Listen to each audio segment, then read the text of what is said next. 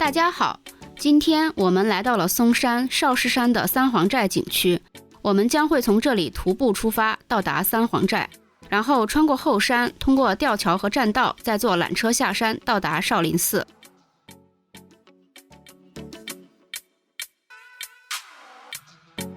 现在这里呢就是三皇寨了，然后我们今天就是要穿过这个少室山，就到了少林寺了。Let's go 吧！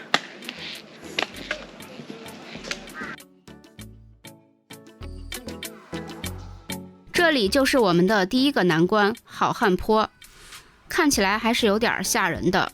这么多台阶，我都有点想放弃了，看来只能用意志力硬上了。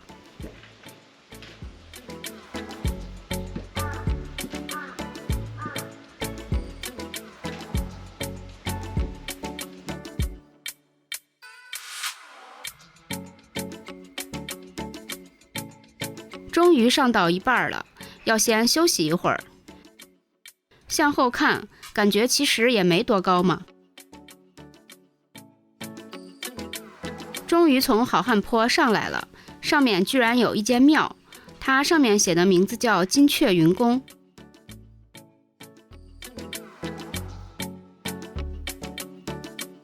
这个顶还算是挺帅的。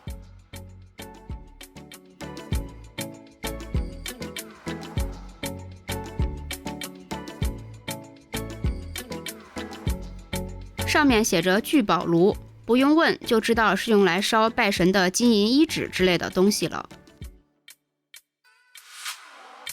继续我们上山的路，又是楼梯，我其实还挺讨厌走楼梯的。我们一步一步向上走。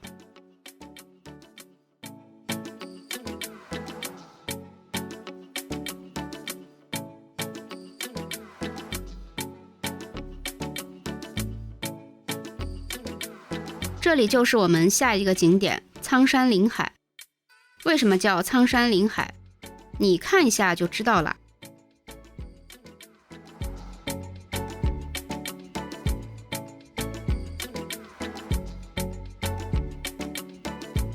这条路还有好长啊，我们继续出发。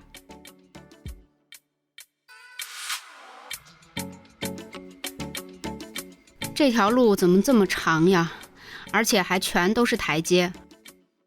从少室山的三皇寨景区出发的这条路线，缺点就是上山时有非常多的台阶，这就是这里游客不多的原因吧。顺便讲下嵩山，嵩山因为山峰太多，跨度较大，所以嵩山山脉分为少室山和太室山，由这两座山组成。所以为什么我们会讲嵩山少林寺，而少林寺的后山就是少室山。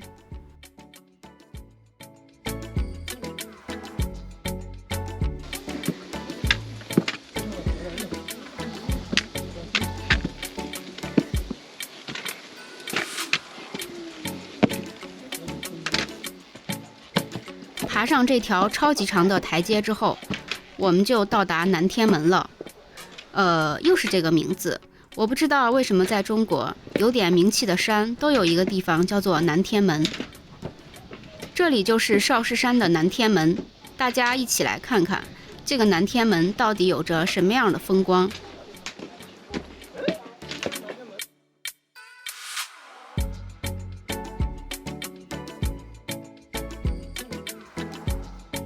看到远处的吊桥，就是我们要通过的地方，好远啊！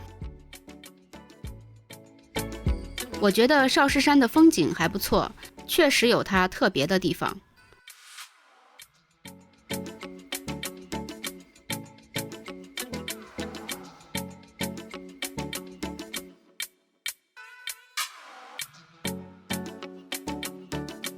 到达南天门后，离三皇寨就不远了。三皇寨旁边还有一个三皇寨禅院。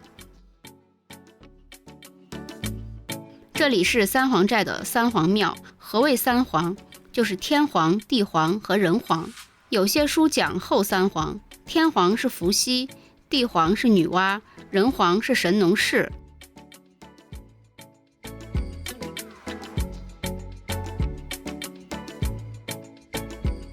穿过三皇寨，我们正式来到少室山的后山区域。迎面看到的就是回心崖，可以看回心崖的景色非常壮观。在怪石嶙峋的垂直山壁上，栈道依山壁而建，再以一些树木为点缀。如果是松树呢，就已经是另一个黄山了。我们不妨以另一个角度再欣赏一下回心崖漂亮的景色吧。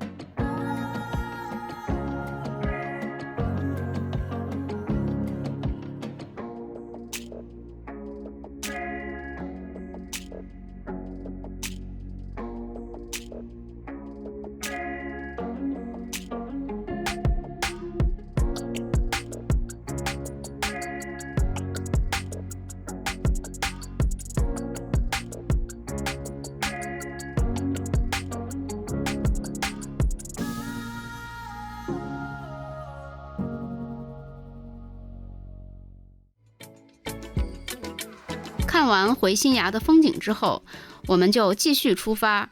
其实下一个目的就是要穿过回心崖，依然要一步一步上。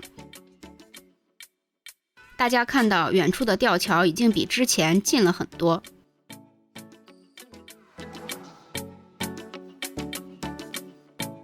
走在后山那条栈道上，可以感觉到这条栈道是后天开凿出来的，走在上面还感觉挺刺激的。太阳出来了，有阳光的时候风景就是好看。我马上拍下有太阳光之下的回心崖。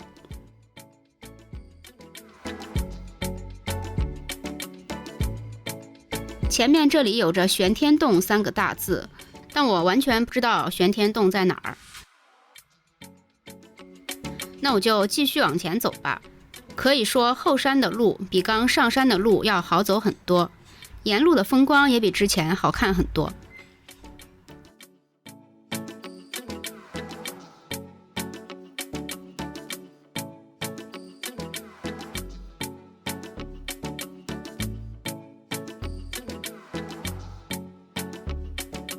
到了崖的这一边，才知道玄天洞是什么意思。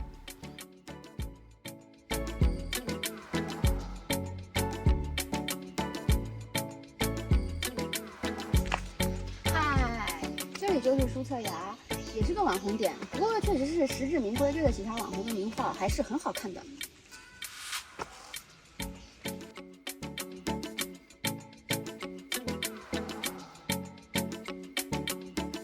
先天，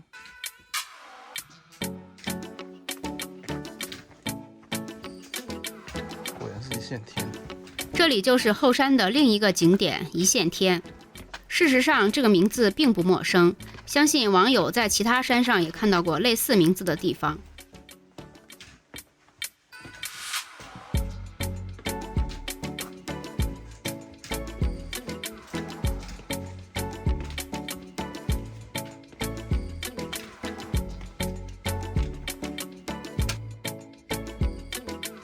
这块超级大石头真是悬空趴在上面，看起来真的是超级恐怖。要从远处看才觉得它的大小。这块石头看起来也像一个舌头从岩石里伸出来那样。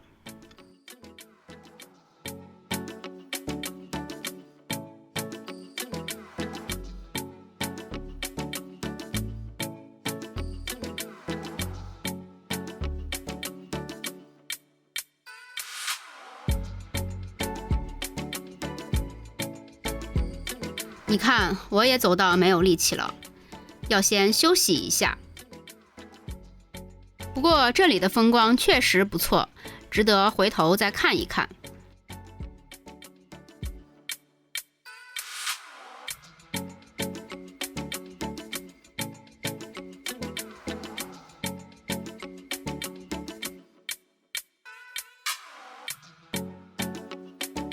这里看起来是不是很像华山自古一条路的一线天？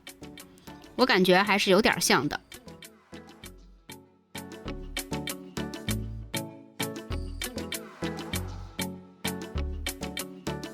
回头看看，这里就是我们来的三皇寨。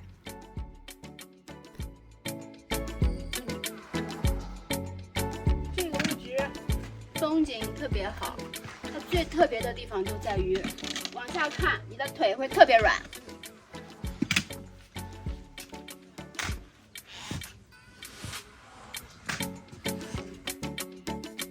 这里就是过崖吊桥的入口，通过这里就到吊桥了。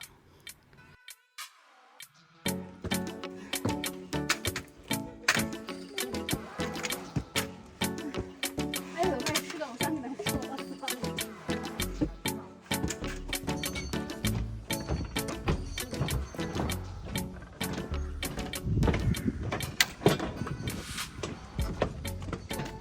快点！我特别喜欢嵩山，因为我idol许嵩就是这个嵩。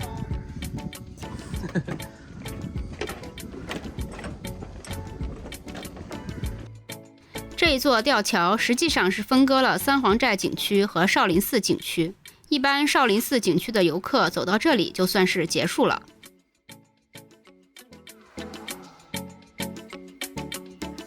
今天我们从三皇寨走过了南天门、三皇殿、玄天洞、吊桥，现在走到了这里。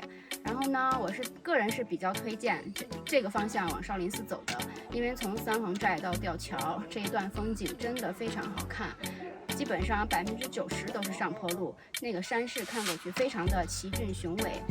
虽然是有一点累了，但是这么走过来，一是风景好看，二是会非常有成就感。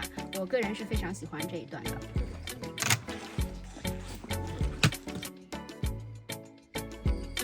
这里就是少室山最有名的景点书册崖。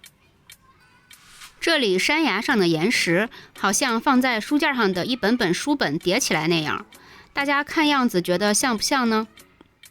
而且整个书册崖的垂直面又高又宽，看起来是格外壮观。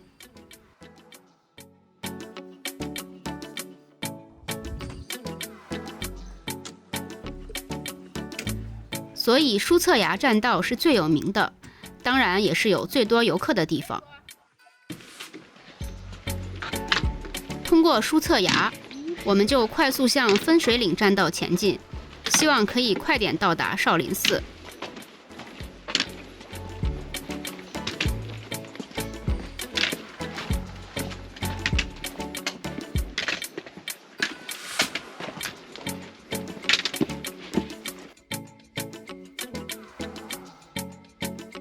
终于来到分水岭栈道入口了。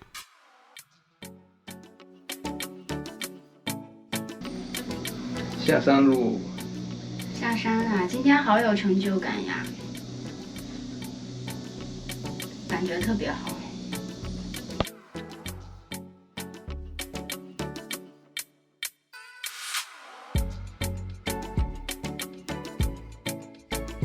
现在我们所在的地方就是少林寺的塔林，听说这里也有接近250个石塔。这些石塔大家都知道是自古以来少林寺的高僧埋骨之处。当然，现在塔里面放的不是高僧的骨头，而是高僧的舍利子。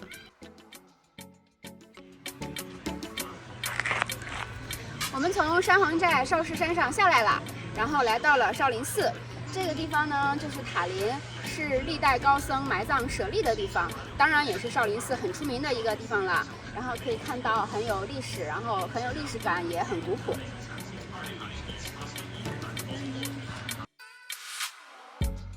因为少林寺的塔林是中国现有最大规模的塔林，所以这里平时也吸引了不少游客前来。从正面这个位置看起来是不是更壮观呢？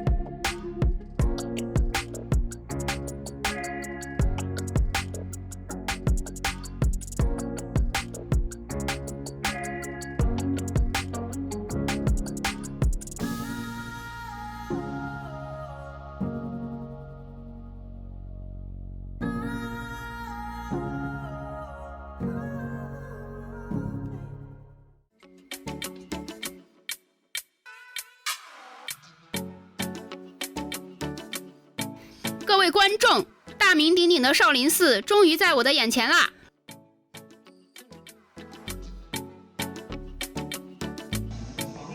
我们到了嵩山少林寺啦，将，现在我们一起进去看看吧 ，Let's go！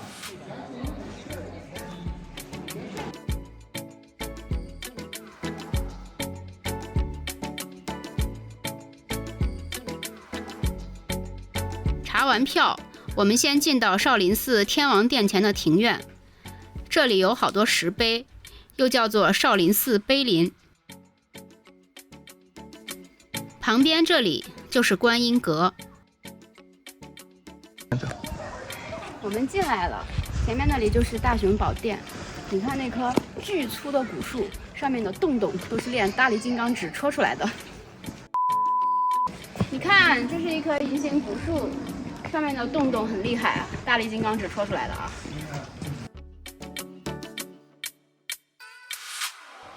现在我们一起进天王殿来看看吧。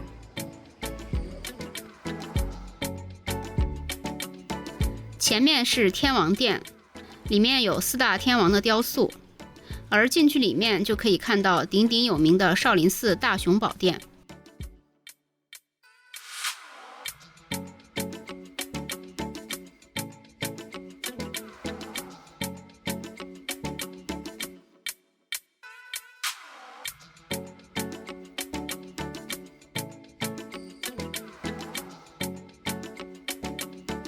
我们先看看这4大天王。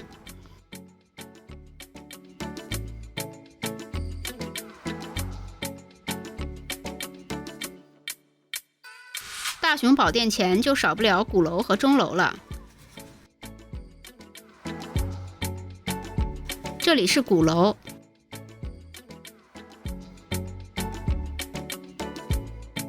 这里是钟楼，正所谓暮鼓晨钟。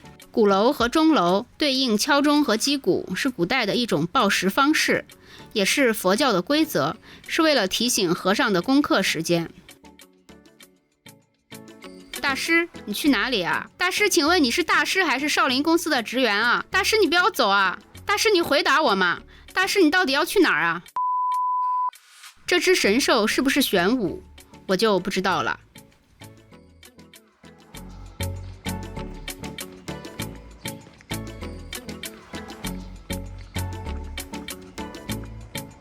去大雄宝殿看看。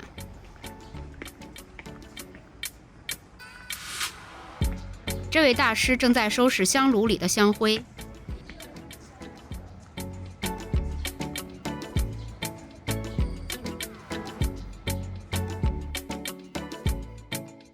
如果你要做功德，这里也可以。